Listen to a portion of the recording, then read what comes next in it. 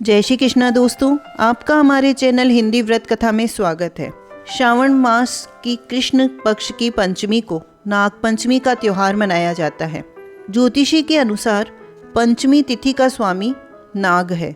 नाग पंचमी के दिन आटे में हल्दी मिलाकर नाग बनाए या दीवार पर काजल या कोयले से मांडे और नाग की पूजा करें। सुगंधित पुष्प, अंकुरित मोट चने और दूध से नाग पंचमी की पूजा करें। तो आइए सुनते हैं नाग पंचमी की कहानी।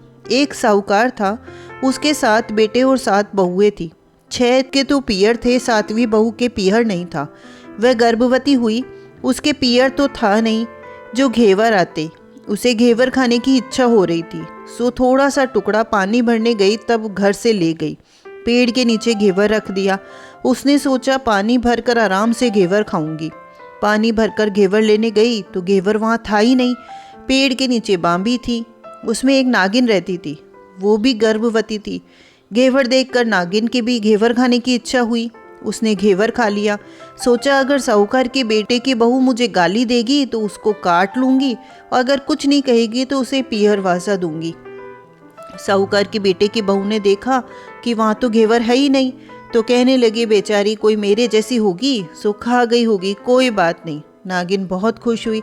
उसने अपने बेटों को सब बताकर कहा कि इंसान का रूप बनकर जाए और साहूकार के बेटे की बहू को लेकर आए। नागिन के बच्चे इंसान का रूप बनकर साहूकार के घर गए। साहूकार की पत्नी से कहा कि हमारी बहन को हम लिवाने आए हैं, सो भेज दो। सास ने कहा कि इतने दिन कहाँ थे, पहले तो कभी नहीं आए।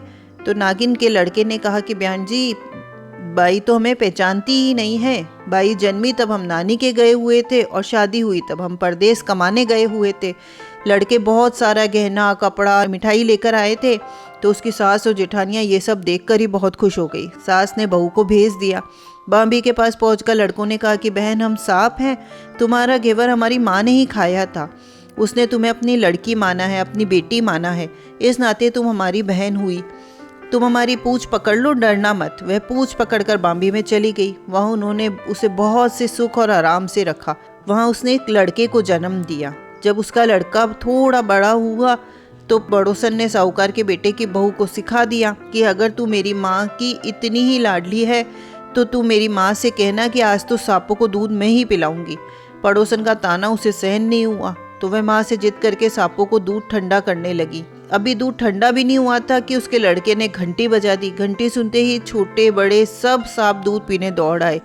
दूध में मुंह डालते ही बहुतों का मुंह जल गया, किसी की पूंछ जल गई। सांप क्रोधित होकर कहने लगी कि हम तो बहन को काटेंगे। माँ ने कहा इसे काटो मत, तुम्हें आशीष देगी।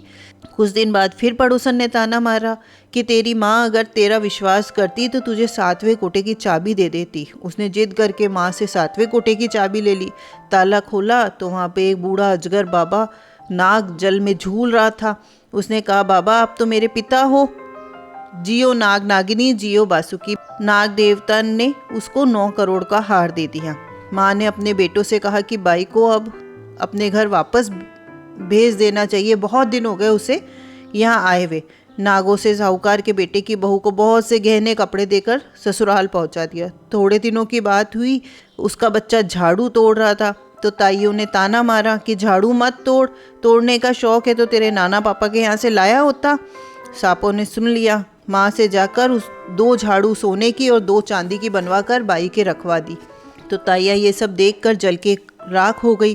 कहने लगी कि इसके तो ताने मारने से भी धन बढ़ता है। छोटी जेठानी एक दिन लकड़ी लेने गई तो वहाँ सांप था। उसने सोचा कि सबसे छोटी को भेजना चाहिए, सांप उसे खा जाएगा तो मुसीबत टल जाएगी। छोटी बहू लकड़ी लेने गई तो वहाँ सांप बैठा था। बोला कि भाई जी राम राम। सांप ने झट से उसे बिच्छुए दे दी। पहनकर छम छम करती चली आई तो जेठानियाँ फिर देख कर जल गई। फिर जेठानियों ने बहू के पति को सिखा दिया कि तेरी बहू के सांप बिच्छुओं से दोस्ती है कि तू उससे लड़ता क्यों नहीं है। साहूकार का बेटा अपनी बहू से रात को कहने लगे सच सच बता, सांप बिच्छू तेरे क्या लगते हैं जो तुझे काट खाने की बजाय गहने देते हैं। बहू ने कहा कि वो तो मेरे भाई भतीजे लगते हैं। फिर उसने सारी बात अपने पति को बताई। पति ने कहा कि तो क्या तेरे भाई भतीजे तुम्हें ही बुलाते हैं, कभी अपने जवाई को यानी हमें नहीं बुलाते हैं। ओने कोने में छुपे सांपों ने बात सुन ली। अपनी माँ को जाकर बोला, माँ ने कहा दोनों को बुला लाओ। इंसान का रूप रखकर सांप दोनों को और बच्चों को बुला लाए। खूब कपड़े गहने देकर तीनों को विदा किया। जैसा पियर वैसा सुख बहू को मिला, वैसा भगवान सबको देना। कहते ने सुनते ने हुंकारे भरते ने मेरे सारे परिवार को देना। तो दोस्तों, आपको ये कहानी, ये जानकारी अच्छी लगी हो तो प्लीज़ लाइक करें, कमेंट करके हमें प्रोत्साहित करें और हमारे चैनल को सब्सक्राइब करें। धन्यवाद।